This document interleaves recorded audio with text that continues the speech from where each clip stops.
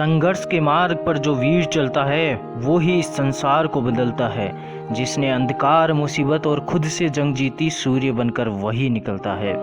नमस्कार दोस्तों, मैं हूं आर डी प्रजापत और स्वागत करता हूं आप सबका स्टडी ऑन यूट्यूब चैनल के आज 28 अगस्त 2020 के महत्वपूर्ण करंट अफेयर्स के वीडियो में। दोस्तों, आज के करंट अफेयर्स की पीडीएफ आप हमारे टेलीग्राम चैनल से डाउनलोड कर सकते हैं, जिसकी लिंक आपको वीडियो के डिस्क्रिप्शन बॉक्स में मिल जाएगी। अगर आप हमारे चैनल पर नए हैं और ये वीडियो देख रहे हैं तो वीडियो को अंत तक देखिए। आपको वीडियो कैसा लगा जरूर से कमेंट बॉक्स में बताइए। साथ ही स्टूडियो यूट्यूब चैनल को सब्सक्राइब करके बेल आइकन प्रेस कर लीजिए ताकि आने वाले वीडियोज़ की नोटिफिकेशन आपको सबसे पहले मिल जाए। दोस्तों, अब चर्चा करेंगे उन प्रश्नों की जो कि पूछा था हमने पिछले वीडियो में आपसे। पहला प्रश्न था, हाल ही में डीआरडीओ के प्रमुख जी सतीश रेड्डी का कार्यकाल 2 वर्ष के लिए बढ़ाया गया है। डीआरडीओ का मुख्यालय कहाँ पर स्थित है? तो डीआरडीओ का मुख्यालय नई दिल्ली में स्थित है दोस्तों। और रक्षा अनुसंधान और विकास संगठन के वर्तमान अध्यक्ष हैं जी सतीश रेड्डी। उनका कार्यकाल 2 वर्ष के लिए बढ़ाया गया है दोस्तों। उनको अध्यक्ष बनाया गया था डीआरडीओ का कब? 2018 में, और 2 वर्ष के लिए बनाया गया था। लेकिन अब जो है उनका कार्यकाल 2 वर्ष के लिए और बढ़ा दिया गया। केंद्रीय कैबिनेट जो मिनिस्ट्री है उसने भी इस बात की नियुक्ति को मंजूरी दे दी। जी सतीश रेड्डी है वो 26 अगस्त के बाद में 2 वर्षों के लिए रक्षा अनुसंधान एवं विकास विभाग के सचिव भी होंगे। अगला प्रश्न था, हाल ही में देश के ऑलराउंडर कैमरन वाइट ने क्रिकेट से संन्यास का ऐलान किया है। तो दोस्तों, ये ऑस्ट्रेलिया के प्लेयर हैं और ऑलराउंडर प्लेयर हैं कैमरन वाइट। इन्होंने क्रिकेट से संन्यास की घोषणा की है और उन्होंने अपने करियर में ऑस्ट्रेलिया के लिए 4 टेस्ट मैच खेले और इसके साथ ही 91 वनडे इंटरनेशनल और 47 टी20 इंटरनेशनल मैच खेले हैं। दोस्तों, अब रिवाइज करेंगे पिछले वीडियो के जो प्रश्न थे उनका। पहला प्रश्न था, हाल ही में किसने माइंड स्पोर्ट्स ओलंपियाड यानी कि एमएसओ में मेंटल कैलकुलेशन वर्ल्ड कप यानी कि एमसीडब्ल्यूसी में स्वर्ण पदक जीता है? तो नीलकंठ भानु प्रकाश ने एमएसओ में एमसीडब्ल्यूसी में स्वर्ण पदक जीता है। और अगला प्रश्न था, किस देश के पूर्व राष्ट्रपति पास्कल लिशोबा का हाल ही में निधन हो गया? तो दोस्तों, ये कांगो के पूर्व राष्ट्रपति थे और इनका हाल ही में निधन हो गया है। अगला प्रश्न है, हाल ही में किसने डिजिटल सेवाओं के लिए सुपर ऐप लॉन्च किया है? तो दोस्तों, टाटा ग्रुप ने सुपर ऐप लॉन्च किया है डिजिटल सेवाएं प्रदान करने के लिए। अगला प्रश्न है, देश की नई राष्ट्रीय शिक्षा नीति को लागू करने वाला पहला राज्य निम्न में से कौन बना है? तो दोस्तों, कर्नाटक जो है राष्ट्रीय शिक्षा नीति को लागू करने वाला पहला राज्य बना है। अगला प्रश्न है, सतपाल सत्ती को किस राज्य के वित्त आयोग का अध्यक्ष नियुक्त किया गया है? तो सतपाल सत्ती को हिमाचल प्रदेश के वित्त आयोग का अध्यक्ष नियुक्त किया गया है। अगला प्रश्न है, भारत की किस नवरत्न कंपनी ने स्वच्छता ही सेवा पुरस्कार जीता है? तो एनएलसी इंडिया लिमिटेड कंपनी ने स्वच्छता ही सेवा पुरस्कार जीता है। अगला प्रश्न है, किस राज्य में एनआरआई एकीकृत पोर्टल लॉन्च किया गया है? तो दोस्तों, उत्तर प्रदेश में एनआरआई एकीकृत पोर्टल लॉन्च किया गया है। अगला प्रश्न है, दिल्ली कैपिटल का नया बॉलिंग कोच किसे बनाया गया है? तो दोस्तों, रयान हैरिस को दिल्ली कैपिटल का नया बॉलिंग कोच बनाया गया है। तो दोस्तों, ये तो होगी रिवीजन की बात। अब चर्चा करेंगे आज 28 अगस्त 2020 के जो महत्वपूर्ण करंट अफेयर्स बनते हैं उनकी। दोस्तों, उससे पहले बोलेंगे कि अगर आपको वीडियो पसंद आ रहा है तो लाइक बटन जरूर से प्रेस करें। साथ ही अगर चैनल को सब्सक्राइब नहीं किया तो सब्सक्राइब करके बेल आइकन प्रेस कर लीजिए ताकि आने वाली वीडियोज़ के नोटिफिकेशन आपको सबसे पहले मिले। आज का पहला प्रश्न है दोस्तों, प्रधानमंत्री मुद्रा योजना के तहत महिलाओं को ऋण प्रदान करने में कौन सा राज्य सबसे ऊपर है? तो दोस्तों, तमिलनाडु जो है वो प्रधानमंत्री मुद्रा योजना के तहत जो है महिलाओं को सबसे ज़्यादा ऋण प्रदान किया है और इस श्रेणी में ये जो है सबसे ऊपर है।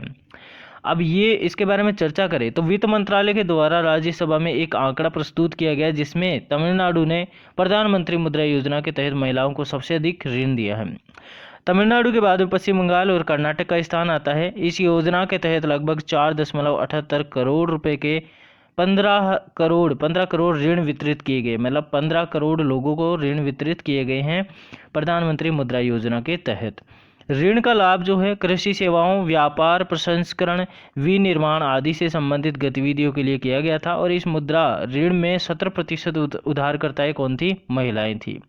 दोस्तों, इस योजना का शुभारंभ 2015 में गैर कॉरपोरेट छोटे और सूक्ष्म उद्योगों को ऋण प्रदान करने के लिए प्रधानमंत्री द्वारा शुरू किया गया था और इसके तहत 10 लाख रुपए तक का ऋण प्रदान किया जाता है। दोस्तों यहाँ पे अपन जो है तमिलनाडु की बात करें एक बार, तो तमिलनाडु की राजधानी क्या है? चेन्नई है, और राज्यपाल है बनवारीलाल पुरोहित, और मुख्यमंत्री कौन है? के पलानीस्वामी। दोस्तों तमिलनाडु की विधानसभा में 235 सीटें हैं, राज्यसभा की 18 और लोकसभा की 39 सीटें हैं। तो इस बात को आप जरूर से याद रखिए। साथ ही दोस्तों तमिलनाडु में जो उच्च न्यायालय हैं वो मद्रास उच्च न्यायालय लगता है। अगला प्रश्न है दोस्तों, एसबीआई म्यूचुअल फंड के नए एमडी और सीईओ कौन बने हैं? तो दोस्तों विनय टोन्स को एसबीआई म्यूचुअल फंड के नए एमडी और सीईओ के रूप में नियुक्त किया गया है। वह अश्विनी भाटिया का स्थान लेंगे, जो कि हाल ही में भारतीय स्टेट बैंक के प्रबंध निदेशक के रूप में नियुक्त किए गए हैं। दोस्तों एसबीआई म्यूचुअल फंड की बात करें तो इसकी स्थापना हुई थी जून 1987 में, और इसका मुख्यालय कहाँ पर स्थित है? मुंबई, महाराष्ट्र में। अगला प्रश्न है, हाल ही में कौन 600 टेस्ट क्रिकेट विकेट लेने वाले पहले तेज गेंदबाज बने हैं? तो दोस्तों James Anderson 600 test cricket wicket लेने वाले पहले तेज गेंदबाज बने हैं, और इनके बारे में चर्चा करें तो ये इंग्लैंड के प्लेयर हैं जेम्स एंडरसन, और इन्होंने 600 विकेट लेने का जो है मतलब जैसे रिकॉर्ड कायम किया है, और ये पहले तेज गेंदबाज बने हैं। उन्होंने जो है पाकिस्तान के खिलाफ खेले गए एक मैच में अजहर अली को आउट करने के बाद में ये उपलब्धि हासिल की है, और वह अब तक 3 स्पिनर बॉलर थे, जैसे मुथैया मुरलीधरन, सैन वार्न और अनिल कुंबले के बाद में 600 टेस्ट विकेट लेने वाले ये चौथे गेंदबाज बन गए हैं। मतलब सबसे फास्ट बॉलर की बात करें तो जो अभी जो जेम्स एंडरसन है इसका रिकॉर्ड है, और इससे पहले की बात करें तो स्पिनर बॉलर थे मुथैया मुरलीधरन, सैन वार्न और अनिल कुंबले, जिन्होंने 600 टेस्ट विकेट लेने का रिकॉर्ड बनाया था, और अब जो है चौथे कौन बने हैं? James Anderson. अगला प्रश्न है, किस रेलवे स्टेशन पर बैगेज सैनिटाइजेशन और रैपिंग मशीन स्थापित की गई है? तो दोस्तों अहमदाबाद में बैगेज सैनिटाइजेशन और रैपिंग मशीन स्थापित की गई है।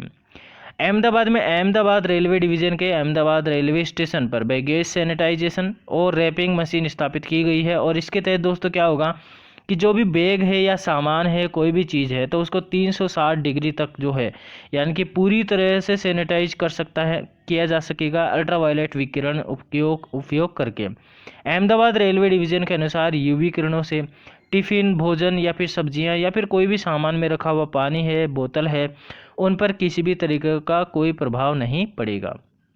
अगला प्रश्न है, किस राज्य में पहला ड्रैगन फ्लाई फेस्टिवल का आयोजन किया जा रहा है? तो दोस्तों केरल में पहला ड्रैगन फ्लाई फेस्टिवल का आयोजन किया जा रहा है, और इसके बारे में चर्चा करें तो WWF India Kerala state office यानी कि केरला में स्थित जो WWF इंडिया का ऑफिस है, उसने सोसाइटी फॉर ऑर्डोनेट स्टडीज और थम्बीपुरनम के साथ में केरल में पहली बार ड्रैगन फ्लाई फेस्टिवल के लिए सहयोग किया है, जिसका नाम है थुम्बी महोत्सव 2020।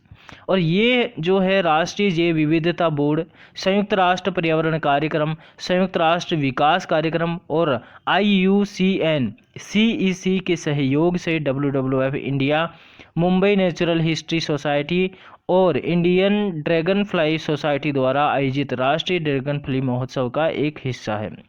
दोस्तों ये कार्यक्रम आधिकारिक शुभंकर पंटालू है, मतलब इसका आधिकारिक शुभंकर क्या है? पंटालू। और ये जो है WWF इंडिया और बॉम्बे नेचुरल हिस्ट्री सोसाइटी द्वारा लॉन्च किया गया ड्रैगन फ्लाई फेस्टिवल 2020 का तीसरा संस्करण है। दोस्तों ड्रैगन फ्लाई को समर्पित इस उत्सव का उद्देश्य क्या है? इन जीवों के संरक्षण के प्रति लोगों में जागरूकता पैदा करना है। दोस्तों ड्रैगन फ्लाई फेस्टिवल की शुरुआत कब हुई? 2018 में। दोस्तों ड्रैगन फ्लाई आखिर क्या है? तो ये एक कीट है जो ओडोनेट वर्ग से संबंधित है। तो दोस्तों केरल में जो है ये ड्रैगन फ्लाई फेस्टिवल का आयोजन किया जा रहा है। तो केरल की बात करें तो आप जानते हैं राजधानी क्या है? तिरुवनंतपुरम। और केरल में राज्यपाल कौन है? पी सत्सिवम। मुख्यमंत्री कौन है? पिनाराई विजयन। और दोस्तों अगर बात करें केरल में विधानसभा सीटों की तो 140 विधानसभा सीटें हैं, राज्यसभा की 9 और लोकसभा की जो है 20 सीटें केरल में है। इन चीज़ों को आप नोट करके रखिए और इनको जो है ज़रूर से याद करिए, ताकि जो भी आने वाले एग्जाम्स हैं उनके लिए आपका बेसिक्स क्लियर हो जाए। अगला प्रश्न है, हाल ही में किसने सगुन गिफ्ट एंड इंश्योरेंस नामक बीमा उत्पाद लॉन्च किया है? तो दोस्तों SBI जनरल इंश्योरेंस द्वारा सगुन गिफ्ट एंड इंश्योरेंस नामक एक जो है बीमा उत्पाद का लॉन्च किया गया है। और इसके बारे में चर्चा करें तो ये जो सगुन गिफ्ट एंड इंश्योरेंस जो है ये एक बीमा उत्पाद है, और ये जो है पर्सनल एक्सीडेंट पॉलिसी का एक अनूठा उपहार है। दोस्तों ये जो बीमा है इसको हम किसी को भी जो है गिफ्ट में दे सकते हैं, और जो देने वाला होता है उसका ज़रूरी नहीं है कि कोई रिलेशन हो, वह अपने ड्राइवर को दे सकता है, अपने किसी जानकार को दे सकता है, रिश्तेदार को, अपने क्लाइंट को ये बीमा उत्पाद खरीद के दे सकता है। और गिफ्ट रिसीवर जो है यानी कि जिस व्यक्ति को गिफ्ट हमने दिया है वो या फिर बीमित व्यक्ति जो है उसको 18 से 65 वर्ष की उम्र होनी चाहिए और 1 साल तक इसका लाभ उठाया जा सकता है। ये जो इंश्योरेंस है क्या क्या कवर करेगा, तो बीमित व्यक्ति को दुर्घटना के कारण आकस्मिक मृत्यु, विकलांगता अथवा अस्थायी विकलांगता जैसी परिस्थिति में पूर्ण वित्तीय सुरक्षा प्रदान करती है। तो इस तरह से ये बीमा उत्पाद किसके द्वारा लॉन्च किया गया है? एसबीआई जनरल इंश्योरेंस के द्वारा। दोस्तों एसबीआई जनरल इंश्योरेंस का मुख्यालय कहाँ पर स्थित है? मुंबई महाराष्ट्र में। और एमडी और सीईओ कौन है एसबीआई जनरल इंश्योरेंस का? तो प्रकाश चंद्र खंडवाल। ये एसबीआई जनरल इंश्योरेंस कंपनी के कौन है? सीईओ और एमडी। अगला प्रश्न है दोस्तों, हाल ही में भारतीय डैश सेना ने करियर से संबंधित जानकारी प्रदान करने के लिए माई आईएएफ ऐप लॉन्च किया है। तो वायुसेना के द्वारा करियर से संबंधित जो भी जानकारी प्रदान करने के लिए एक माई आईएएफ एप्लीकेशन को लॉन्च किया गया है और इसे क्या है भारतीय वायुसेना प्रमुख राकेश कुमार सिंह भदौरिया द्वारा लॉन्च किया गया है। दोस्तों इस ऐप को centre for development of advanced computing के सहयोग से विकसित किया गया है। दोस्तों भारतीय वायुसेना की बात करें तो 8 अक्टूबर 1932 को इसकी स्थापना हुई थी, ठीक है। और इसका मुख्यालय कहाँ पर स्थित है? नई दिल्ली में। और भारतीय वायुसेना का जो आदर्श वाक्य है वो क्या है? नभः स्पर्शम दीप्तम, यानी कि आकाश को स्पर्श करने वाले देदीप्यमान, ठीक है। तो इस तरह से जो है भारतीय वायुसेना ने जो भी उम्मीदवार है जो करियर बनाना चाहते हैं भारतीय वायुसेना में, उनके लिए क्या बनाया है? एक माई आईएएफ नामक एप्लीकेशन को डेवलप किया है।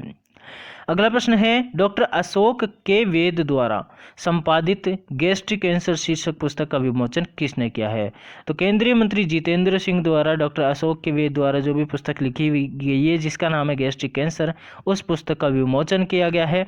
और इनके बारे में चर्चा करें जो भी ये पुस्तक है, तो केंद्रीय मंत्री है जितेंद्र सिंह, उन्होंने कैंसर पर डॉक्टर अशोक वेद द्वारा संपादित गैस्ट्रिक कैंसर शीर्षक पुस्तक का विमोचन किया है। ये जो पुस्तक है स्प्रिंगर हेल्थ केयर एजुकेशन द्वारा प्रकाशित की गई है। दोस्तों अशोक के वेद एक प्रसिद्ध चिकित्सक है और दोस्तों उन्हें चिकित्सा के क्षेत्र में उत्कृष्ट कार्य के लिए वर्ष 2009 में पद्मश्री से भी सम्मानित किया गया था। दोस्तों आपके लिए प्रश्नों की चर्चा करें तो पहला प्रश्न है, किस राज्य में एनआरआई एकीकृत पोर्टल लॉन्च किया गया है? और देश की नई राष्ट्रीय शिक्षा नीति को लागू करने वाला पहला राज्य निम्न में से कौन सा है? इन दोनों प्रश्नों का जवाब आपको कमेंट बॉक्स में पूरी डिटेल के साथ में देना है। और पूरी डिटेल लिखने के साथ में रिलेटिव कोई इन्फॉर्मेशन है वो भी ज़रूर से लिखिए, ताकि जो भी कोई कमेंट पढ़ता है तो उसको भी जो है नॉलेज हो, वो भी इस चीज़ को रिवाइज कर सके। ठीक है दोस्तों, इसी के साथ में आज के करंट अफेयर्स का सेशन समाप्त होता है। आपको आज के करंट अफेयर्स का सेशन कैसा लगा ज़रूर से कमेंट बॉक्स में बताइए।